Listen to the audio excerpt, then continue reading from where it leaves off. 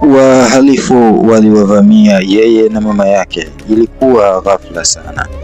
Hawakujua kama huyu wanayemteka ni mtoto wa mfalme, na siku hiyo Suhaibu alikuwa pamoja na mama yake, yaani Malkia wa Himaya. Huwezi kuamini, Malkia alikuwa anaenda katika kijiji cha jirani, safari ya picnic kama sehemu ya burudani.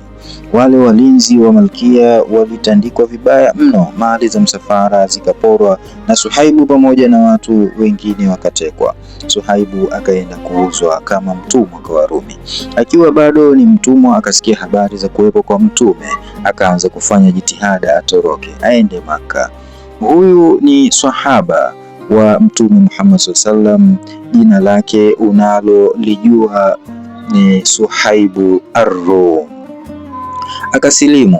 Hiki lilikuwa ni kipindi kigumu cha mwanzo pale Maka, kipindi ambacho wewe kujulikana kama Muislamu ni kama umetangaza vita. Itakuwa unafanya makosa ukikumbuka mateso ya Bilal bin Rabah kisha ukasahau mateso ya Suhaib. Aliteseka kweli kweli mpaka pale ruhusa ya kuhamia Madina ilipokuja. Hivi ni nani alikuambia kuwa kuhamia Madina ilikuwa ni rahisi? Watu walikuwa wanazuiliwa, si mchezo. Suhaibu akawatoroka Makuraish ili aende Madina.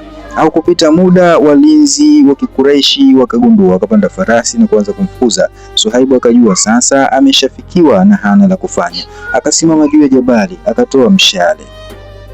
Wakamwambia, umekuja hapa bila mali, huwezi kuondoka na mali ulizochuma kwetu Maka. Suhaibu akawaelekeza alipoficha mali zake, wakaenda akazichukua na wakamwacha bila kitu. Kutokana na tukio hili, Mtume alimpongeza sana Suhaibu na Allah mtukufu akateremsha aya katika Qur'ani. Aya hii ni aya ya 207 ya sura ya pili, surati al-Baqara. wa minan nasi man yashri nafsahu ibtighaa mardatillah wallahu raufun bil ibad, na katika watu yupo ambaye huiuza nafsi yake kwa kutaka radhi za Mwenyezi Mungu, na Mwenyezi Mungu ni mpole kwa waja wake.